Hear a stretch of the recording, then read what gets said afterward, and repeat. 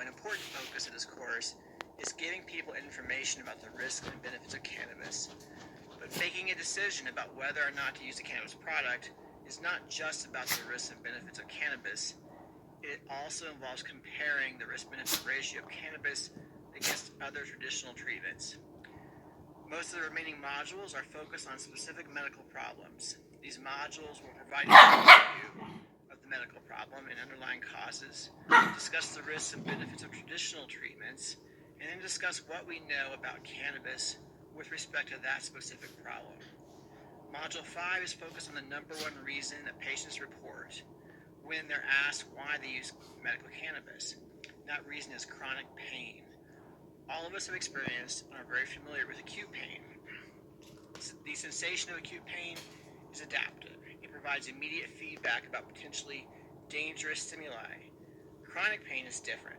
Chronic pain is pain that lasts for at least 3 to 6 months and sometimes 2 years. Chronic pain can be debilitating, making it difficult to work or function.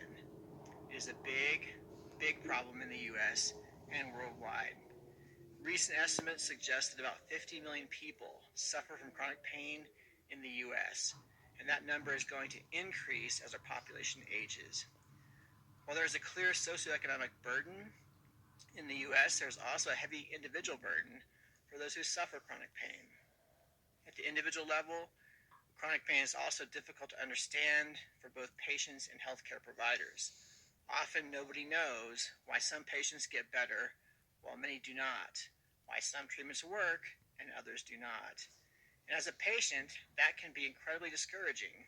Imagine waking up to pain every day, not being able to work or function, talking to one healthcare provider after another, and trying many different treatments with limited success. It's not surprising that many of these patients also want to try cannabis, especially given the side effects of more common pain treatments like opioids. Estimates from the most recent published studies in early 2019 suggest that 63% of patients who turn to cannabis cite chronic pain as the reason, and that estimate is consistent with a number of other earlier studies.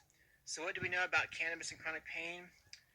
Several high-quality reviews of studies have found consistent evidence that cannabis and cannabinoids provide some relief from chronic pain.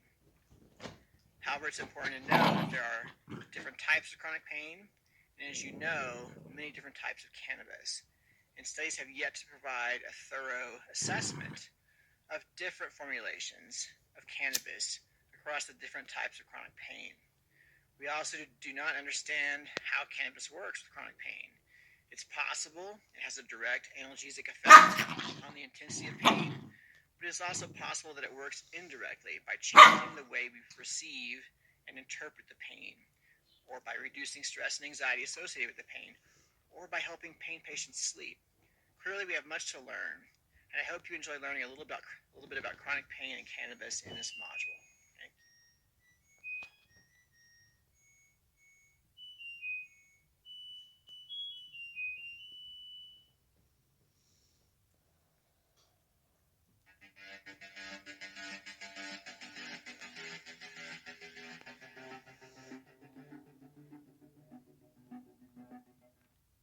So in this lecture, we're going to talk about chronic pain.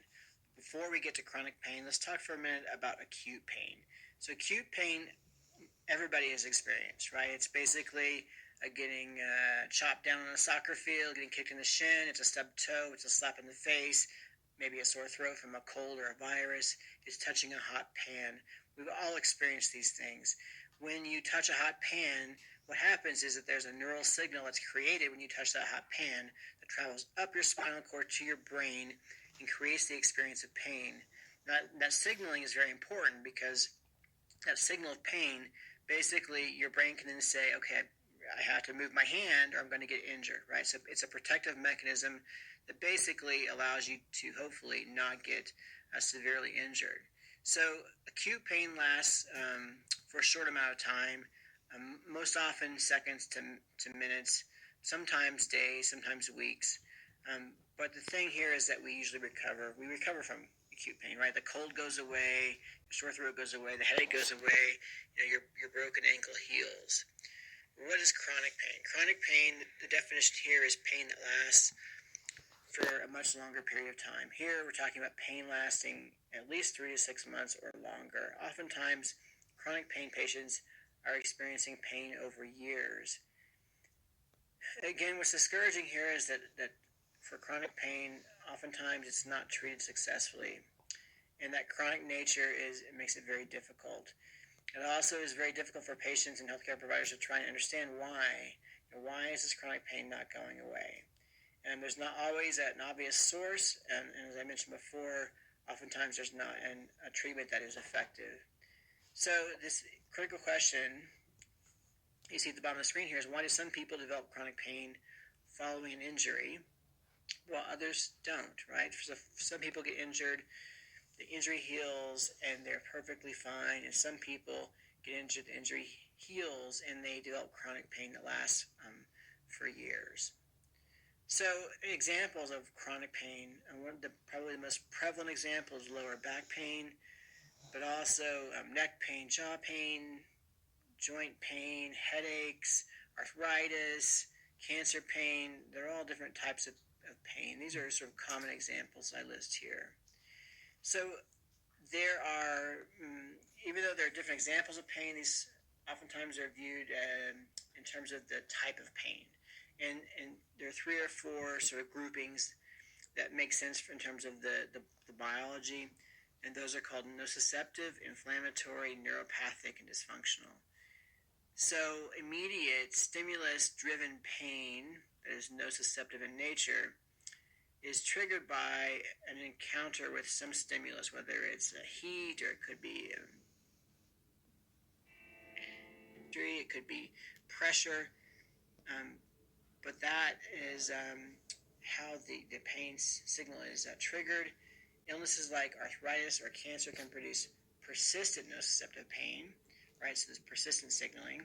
And again, though, as I mentioned before, nociceptive pain is normally adaptive. Like, there's an important reason why we're supposed to experience pain when we touch a hot object. And it's also important to note that when people don't have that adaptive response, bad things happen. So, for example, people who are born with congenital insensitivity to pain can die because they don't feel the injury, right, in time to change the outcome. The same thing is true for diabetics. So this pain signaling mechanism, this nociceptive pain, is normally adaptive, and it's important.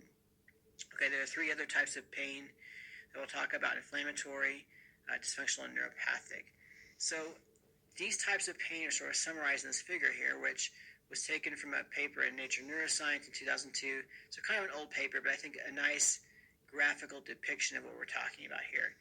The other reason I like this graphic is that in terms of listing some of the mechanisms in terms of the signaling, what you can easily do then is go in, if you are interested in doing a deeper dive here, you can Google, for example, TRPV1 and CBD, and maybe begin to see some connections between cannabinoids and some of these signaling mechanisms.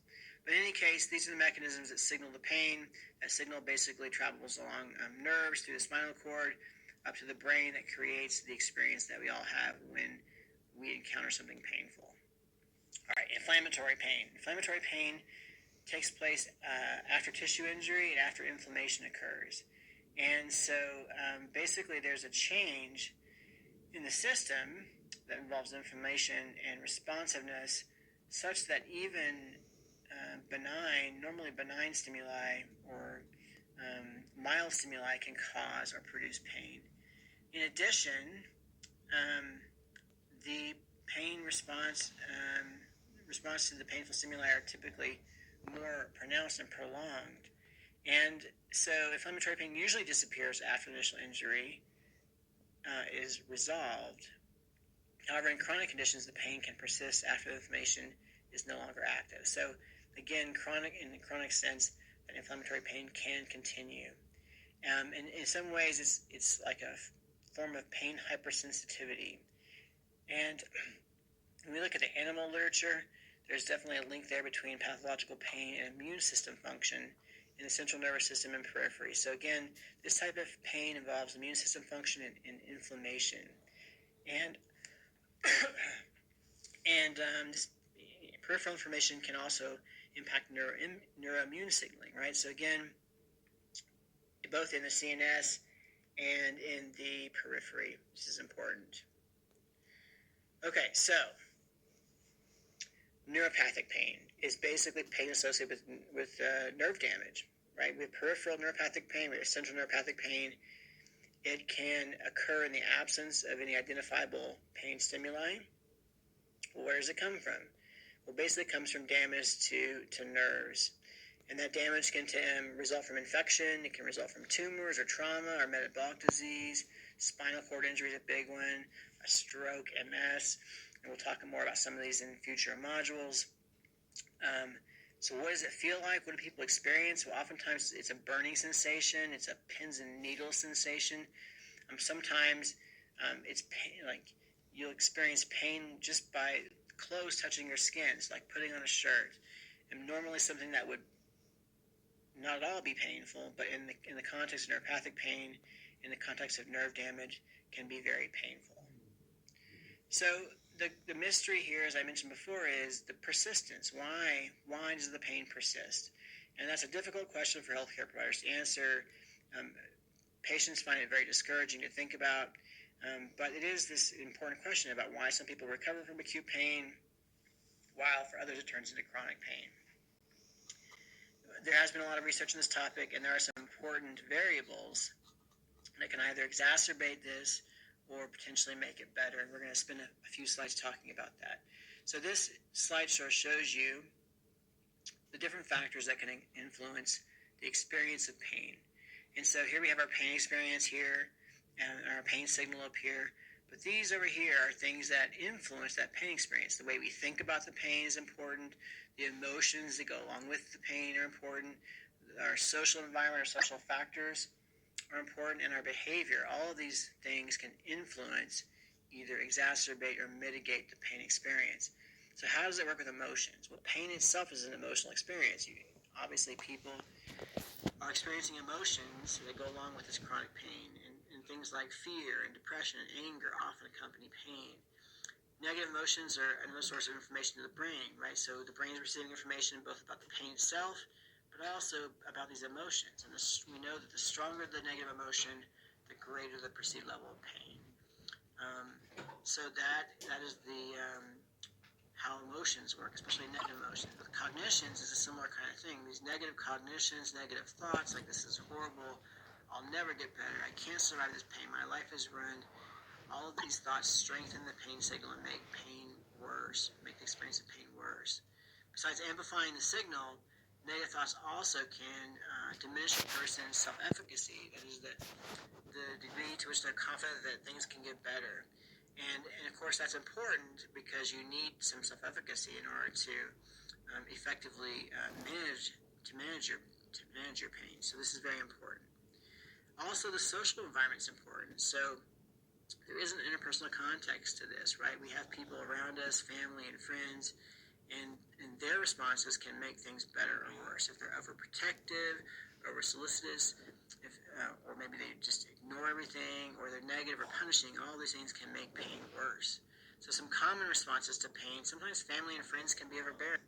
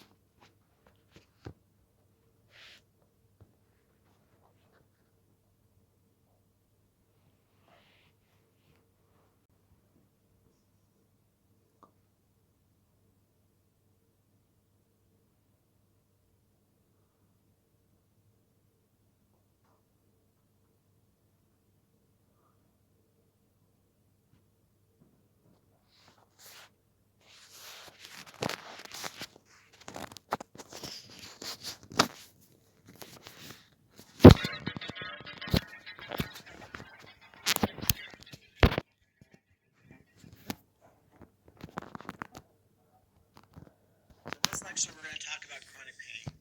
Before we get to chronic pain, let's talk for a minute about acute pain. So acute pain, everybody has experienced, right? It's basically getting chopped down on the soccer field, getting kicked in the shin, it's a stubbed toe, it's a slap in the face.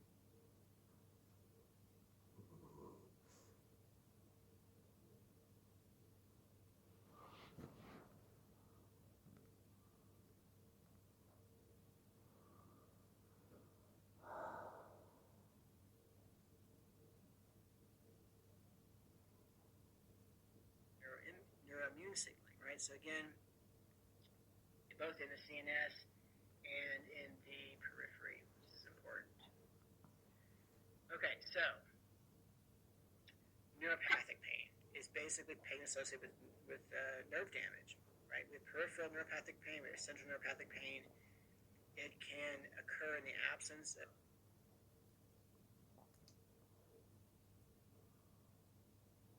any identifiable pain stimuli.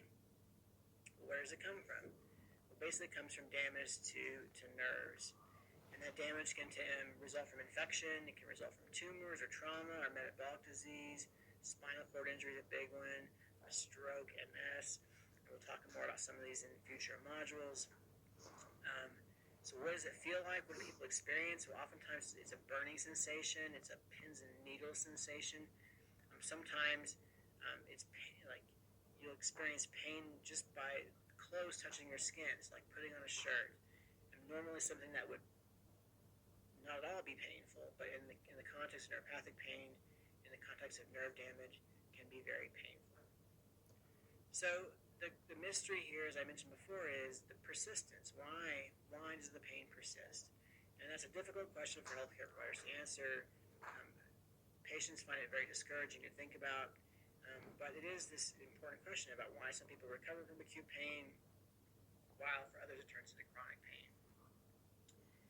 There has been a lot of research on this topic, and there are some important variables that can either exacerbate this or potentially make it better, and we're going to spend a few slides talking about that. So this slideshow shows you the different factors that can influence the experience of pain.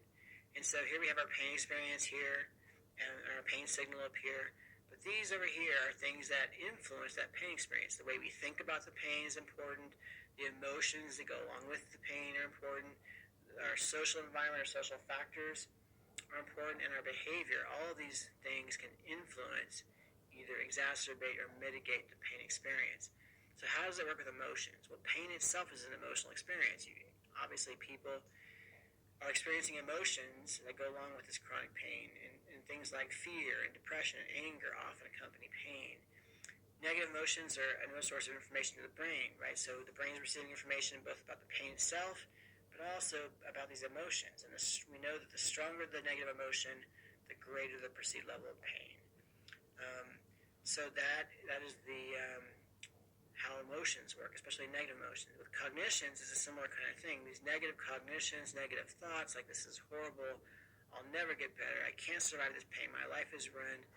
All of these thoughts strengthen the pain signal and make pain worse, make the experience of pain worse. Besides amplifying the signal, negative thoughts also can diminish a person's self-efficacy, that is the degree to which they're confident that things can get better. And of course that's important because you need some self-efficacy in order to effectively manage your pain. So this is very important. Also, the social environment is important. So there is an interpersonal context to this, right? We have people around us, family and friends, and their responses can make things better or worse. If they're overprotective, over-solicitous, or maybe they just ignore everything, or they're negative or punishing, all these things can make pain worse. So some common responses to pain, sometimes family and friends can be overbearing. Sometimes that, overbearing in the sense they're really trying to help, which is nice, but if it reduces a person's sense of control and self-efficacy, it actually can make it more difficult to manage pain. Discouraging a chronic patient from exercise or activity.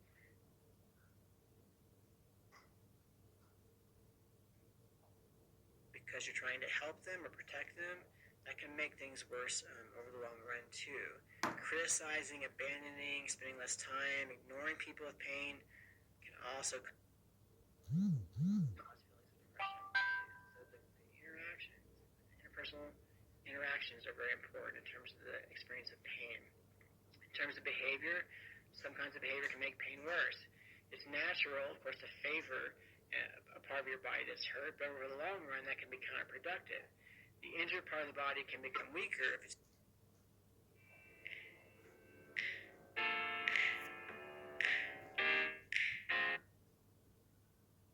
favored. prone to injury down the line. People with pain may also avoid situations that they fear may make their pain worse, and avoidance has physical as well as psychological and social costs. Pain may also make it difficult to sleep, and we know that lack of sleep can worsen the experience of pain. Also, misusing or abusing alcohol and drugs, especially opioids, poses both pretty severe health risks, but also, in the long run, can make pain worse.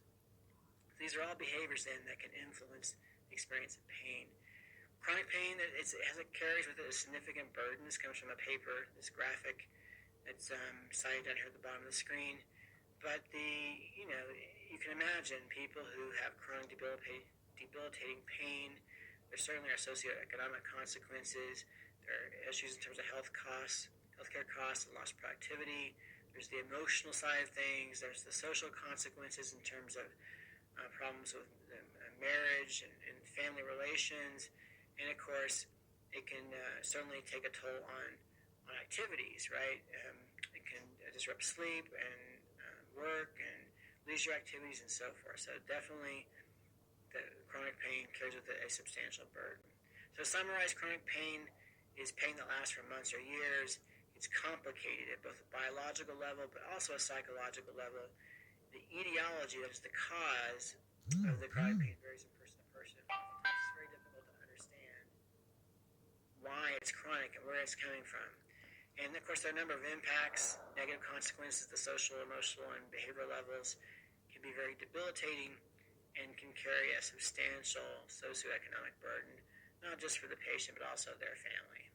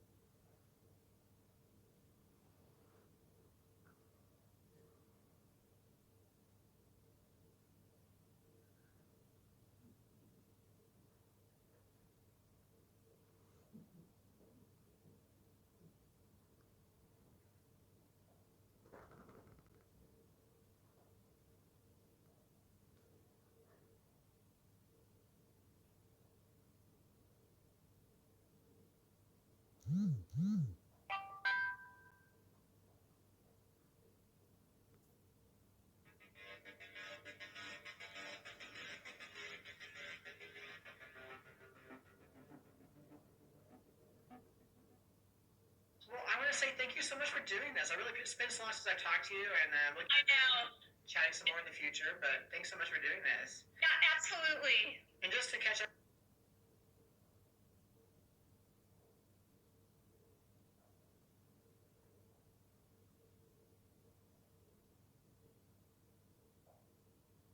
I mean, like, it's amazing what you've been up to, man. You must be really busy, but also, obviously, you're super successful, so, it's worth it, right? Oh, thanks, Kent. Yeah, it's been really busy, as you can imagine, and I'm sure is completely the case for you. It's just a busy time, but I love what I'm doing, so that makes all the difference in the world, you know? Yeah, that is very cool. It's very cool. Well, so I told you a little bit about the class. I'm teaching a class in cannabis and health, and we just talked about chronic pain, and I thought about some of the work that you're doing. And especially, I thought it would be great to have you talk because, you have a big PCORI grant, and Yeah. the term patient-centered,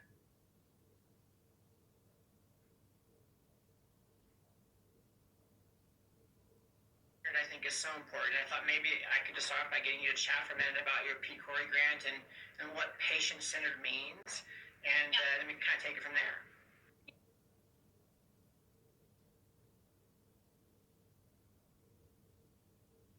Yeah, that sounds great.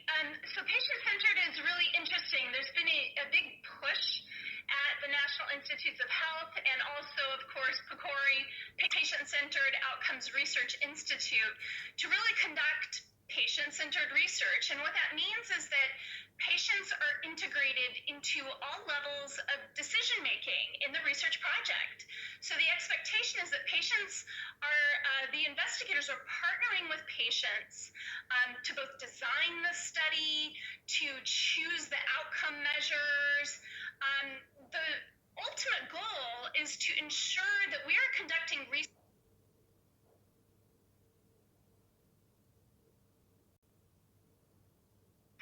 that is meaningful to patients, not just the scientists, but the actual recipients of, the ultimate products of the research. And in the case of what I'm doing and what others are doing in terms of clinical research, it's particularly relevant because then we have confidence that the treatments that we develop and investigate will be more broadly disseminated and adopted by the key stakeholders because they have given us key input at every stage throughout. Right. That makes total sense. So the public health significance obviously is greater the more you involve the patients, right? And I think it's interesting to me too because in the sort of the cannabis space, right? That's obviously some advocates out there who were very vocal, right? I think this is a great example of a space where we want more patient involvement, right? But that's true across the board, of course, also. But so we just talked something in the class about different interventions for pain, right? And so maybe you can tell us more about your big PCORI grant. Yeah. So, an overriding philosophy and real issue in the country right now is that we're trying to treat pain at best and at lowest risk. And so de-emphasizing opioids is a huge national focus right now. And what we recognize is that some of the lower risk and evidence-based ways to treat pain involve psychological strategies or what we call behavioral medicine. And, there's about 30 years of science that really puts forward these treatments like cognitive behavioral therapy for chronic pain, as well as self-management, chronic pain self-management, as being effective for pain treatment. But they're not broadly integrated into pain care pathways in the United States. And multiple government agencies like the Institute of Medicine, the CDC, the National Pain Strategy, they have all put forward that in order to reduce opioid prescribing and to treat pain more comprehensively, we should integrate these strategies into pain care pathways at all levels, from the acute pain management to chronic pain management. And we just, even though that imperative is there, we haven't done a good job with implementation. And so in my PCORI project, we are endeavoring to conduct some of the first primary science on this topic, very specifically in patients with chronic pain who are taking long-term opioid prescriptions and have agreed to voluntarily taper down on their doses over the 1-year period that they will be enrolled in our clinical trial. So our study is called the Empower Study. It's effective ways of managing pain and opioid-free ways to enhance relief. And the Empower Study, the title, the logo, and even our outcomes were informed with patient stakeholder input. So patients, it's so cool. And they picked the coolest logo too. So if anyone wants to see that, you can go to empower.stanford.edu. You can see the study website and what patients chose for what they wanted to see, what was welcoming to them. And so fundamentally, this is an interesting project because we're not just testing, we're not just doing a comparative effectiveness study of cognitive behavioral therapy, 8 weeks of cognitive behavioral therapy, as well as 6 weeks of the chronic pain self-management program. We are doing that, but we're doing all of this within the context of a patient-centered opioid tapering program.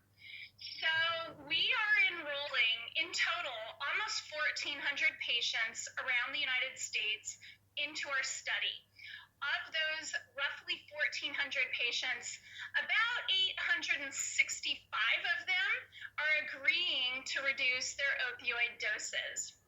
And then once those 865 people come in, they are individually, they're randomized to one of our 3 study groups, group CBT, group chronic pain self-management, or taper only. So even the taper only, sometimes people call that usual care, but all 3 of our study groups are actually getting care. They're getting a taper. But we hypothesize that the patients that receive one of our two evidence-based behavioral treatments for pain will evidence enhanced outcomes in terms of greater opioid dose reduction, greater pain reduction, and also improvement across a range of outcomes that are meaningful to patients, such as function and participation in social roles. Patients just want to live better. You know, they actually don't care so much about their opioid doses. They just want less pain, and they want to be able to do more. That's right, absolutely. Well, so that's very interesting. So I imagine, too, because obviously we're interested in the cannabis angle also, you must have, well, I should ask you, how do you treat cannabis use? Is it a screen out or rule out? You just for the data? Like, yeah. So I should tell you that the prequel to the Empower study was a pilot study that we conducted in Colorado and published in JAMA Internal Medicine about this time last year. And in this study, we invited patients to participate in a voluntary, patient-centered opioid reduction program. And the patients that we enrolled were all on moderate and high-dose opioids. So all the way from 60 morphine equivalents per day all the way up to 1,005. So this was really a clinical sample, moderate and high-dose opioids. We found that of the patients who enrolled in our study, 37% were also using marijuana. And so that was interesting to us that a lot of people taking opioids may also be medicating pain and other symptoms with cannabis. And so one of the questions that I was interested in is, as these patients were tapered their opioid doses over 4 months, would we see cannabis use increase? And we actually didn't find that, Kent. We found that we didn't have a large enough sample to really test differences. It was like 18 patients were using cannabis. But not only did we find that cannabis use did not increase as patients tapered, there was a slight signal for cannabis cessation, where something on the order of 3 or 4 patients reported stopping their cannabis at the same time that they stopped their opioids. That was really interesting to me. So now, in our much larger clinical trial, the Empower study, we have systems in place to very carefully assess cannabis use, the amount, the type, whether it's prescribed or recreational, and tracking them very closely over the course of the year that they're involved in our study, so that we can begin to understand these relationships between pain, opioid use, behavioral pain medicine, opioid use decreasing, and what happens to cannabis use in the context of that. Well, that's fascinating. That's actually, I mean, that's going to be amazing data to look at later, right? It's interesting. I just spoke to another investigator, Zita Cooper, down at UCLA, and she did a study, and this is published 5 or 6 months ago, but looking at the combination of an opiate and cannabis and showing that they work so synergistically to produce a more effect on pain, basically, right? So not that one substitutes for the other, but that there's something about the combination. But it's interesting because what you're saying is they kind of go up or go down together, and in some ways that might make some sense based on what she was finding. But the thing about this, of course, we have no idea what's going on, right? This is the science is lagged so far behind what people are doing that we just have no clue, right, how it works. That's true, and I think that, a factor that's really underappreciated is that the methods by which you conduct a prescription opioid taper matter greatly. And a lot of physicians in the community, almost all of them, lack clear guidance on how to appropriately and compassionately reduce prescription opioid use. The guidelines that exist right now are too aggressive for our patients who are on high doses or patients who have been taking opioids for years or even decades.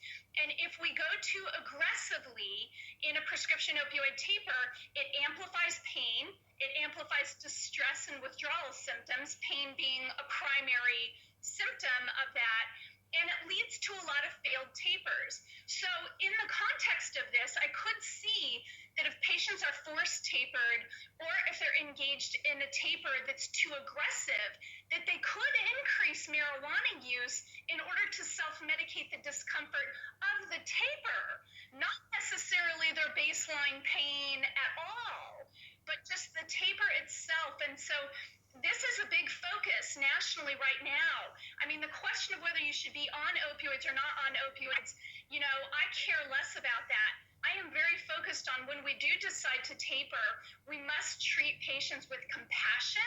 We must be mindful that we are not exposing them to brand new iatrogenic risks caused by an inappropriately aggressive taper that fails to account for the unmasking of some psychological symptoms and increasing distress. Right, totally. Yeah, and I think it makes a lot of sense that the overcorrection, we just have some negatives too. So you just mentioned unmasking some symptoms, and I wanted to pass on a question for one of my students because they were asking about is there potentially any synergy between or interaction between the sort of psychological side of things and potentially the behavioral therapies and cannabis. And I think part of this discussion comes from too is, we just don't know if, how strong is the association between cannabis and changes in opiate use, and B, what would and pain, right? And what would the mechanism be too, right? Because it may not have a direct analgesic effect. It may be, as you just mentioned, maybe it's somehow helping people get over the withdrawal, or maybe some other psychological things that run mask. I don't know if you can comment all about, and of course you've seen lots of patients on the sort of cognitive behavioral side of things. If how you see cannabis playing out, and so I'm trying to pass on that question as best I can, and then you can help. Yeah. Okay, so I think it's helpful first to come into an appreciation of the definition of pain. So the International Association for the Study of Pain defines pain as being a noxious sensory and emotional experience. So the definition of pain includes psychological dimensions. It's half of the definition. But when we talk about pain, we all pretend as if it's largely sensory. Oh, and there's these little cognitive and emotional, aspects that we should consider. That's actually baked in.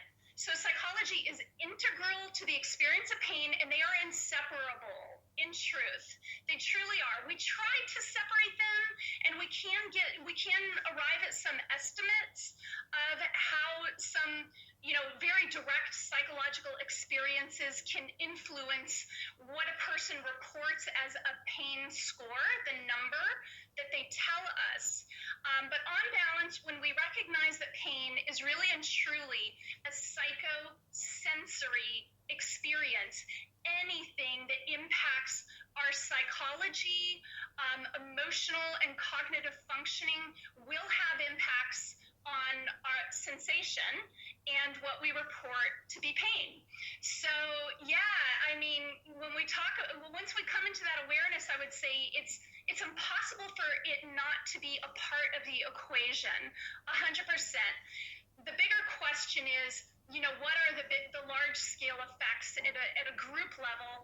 And then we have to be mindful that it's really the individual differences that, matter, which comes back to the patient-centered research, where we want to focus on each individual and all of their individual characteristics that make them have a disparate response to the average, right?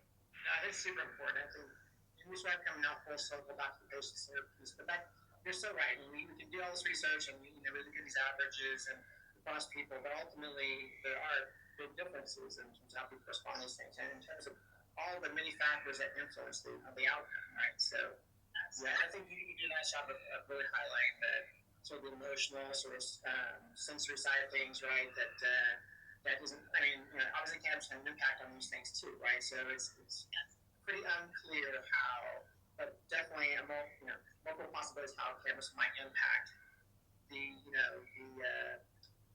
sensation of pain and or the interpretation of pain and or the emotional side of pain, right? So yeah, it's and potentially for better or worse, right? I mean, you see going either way. So it's just it's a fascinating area of research. It really is. It really is. I mean, no question about it. I mean, I'm not a pharmacologist and it's not my area, but I think the cannabinoid line of research, I'm really excited for more of that to come online and inform our understanding about, how, cannabinoid products that maybe have some of those psychoactive properties removed, how those could safely treat pain. The interesting thing about people in the community just accessing marijuana is that that's a whole different ball of wax, where, we're definitely engaging all of the psychological, aspects and influencing those. And we really can't say with any degree of confidence that that is safe or effective or helpful for our patients with pain, in large part because, all of the rules and structures around the research have been so rigid that we haven't been able to conduct much of the primary science. Exactly. You're totally right. We certainly spent a lot of time in class talking about that, right? The barriers, and then what does that mean? What means there's no research? It means that basically, people who are marketing cannabis can sort of fill in that knowledge gap of whether they want, right? And of course, and there's so many things out there, that's why it's impossible to know what works and what doesn't work, right? Or what has the opposite effect, because people are using all the conversions, all different kinds. It's difficult to know. But yes, so I just want to say thank you so much. I know I shouldn't kept you long here, but it's so nice of you to do this. I really appreciate it. I'm looking forward to having a chance to talk with you in person. It's been a long time since we actually get a chance to chat. So I know, it's been a real pleasure, Kent, and I'm really excited with all of the work that you and the group is doing at Colorado, and I look forward to seeing all of the results from that. We'll have to have you down here sometime soon. That would be great. All right, Beth. Take care. Yeah, you too. Bye. Bye.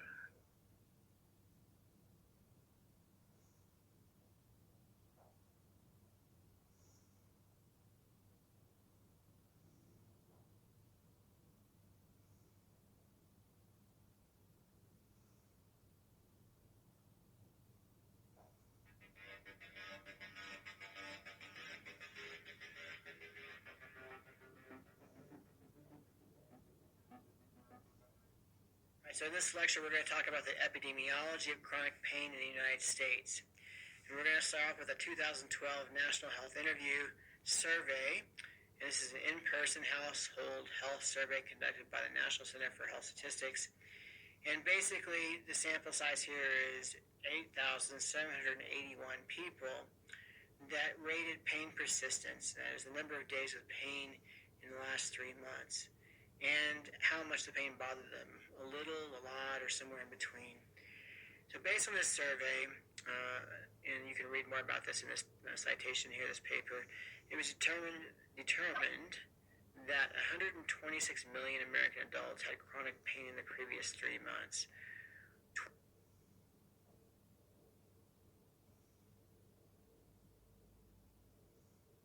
25.3 million adults reported daily pain. 23.4 million people report having a lot of pain. So you can see, even on slide number 1 here, chronic pain is a very big problem in the United States. So in 2016 National Health Interview Survey of 33,020 adults in the U.S., researchers focused on high-impact chronic pain, and they defined that as chronic pain that limited life or work activities on most days or every day during the last 6 months.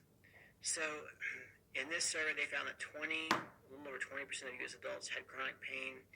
8% of adults reported high-impact pain lasting more than 3 months while restricting one major activity. And you can read more about this at the CDC site down below as well. So this is a table that talks about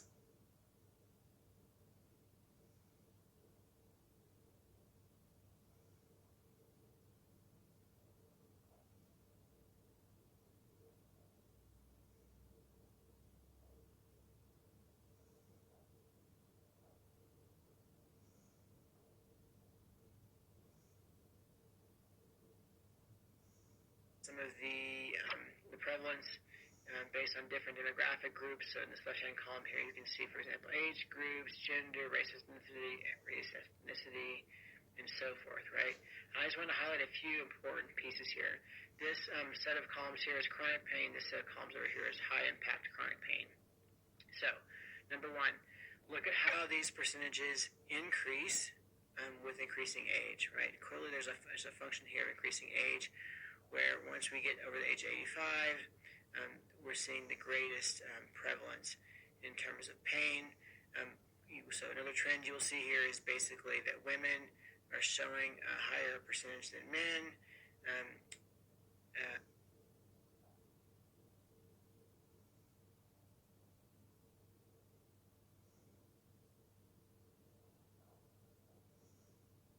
White non-Hispanics are showing, at least in terms of chronic pain, not necessarily in terms of the high-impact chronic pain.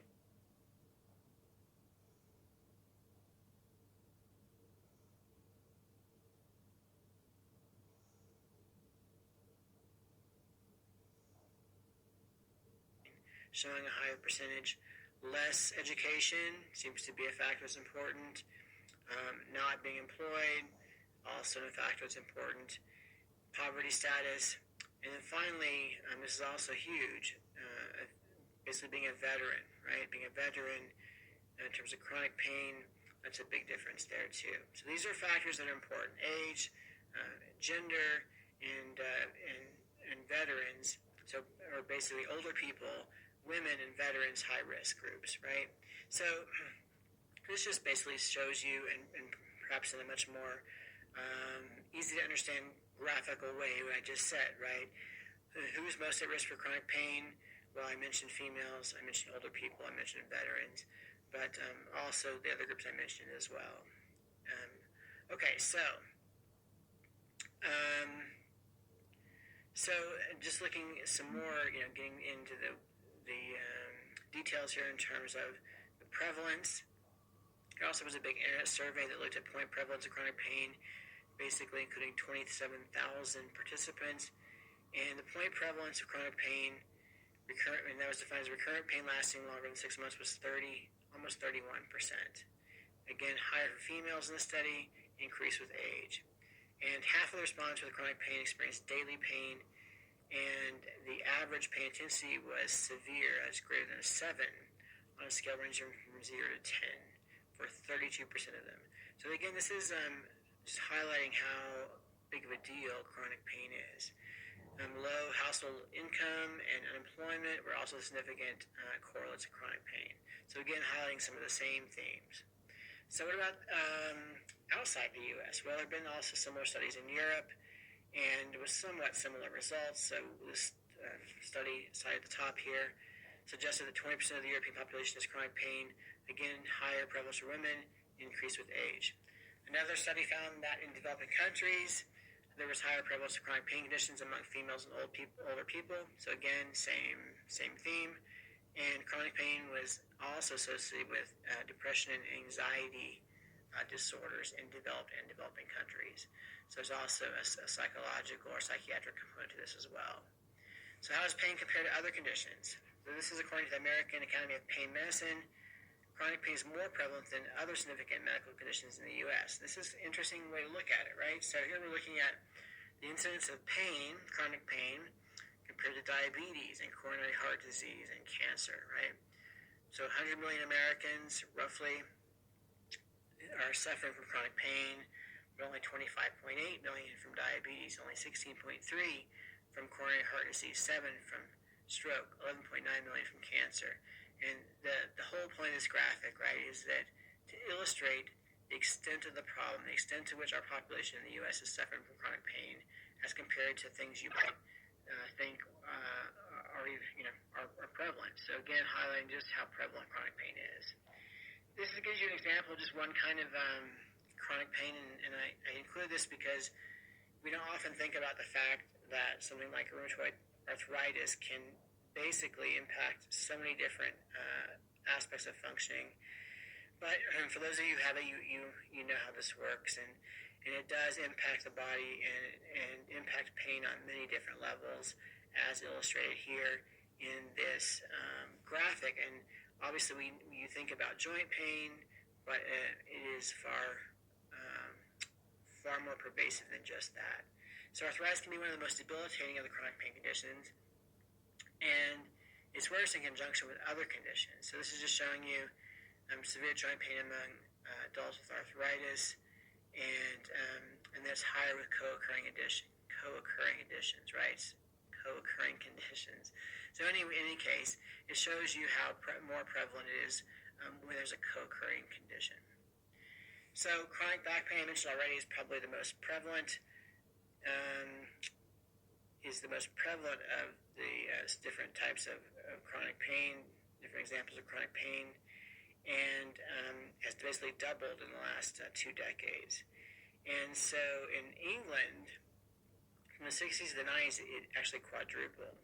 It's the most common cause of work disability. The burden of chronic back pain, it's the leading cause of years lived with disability worldwide. Estimated total costs are $100 to $200 billion annually in the U.S., mostly due to loss of work days. And the prevalence is high and increasing. Somewhere between 8 and 10% of adults meet criteria for impairing chronic back pain in a given year.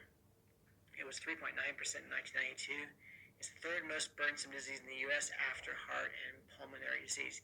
So this is just one type of pain that we're talking about here. That's the third most burdensome disease in the U.S.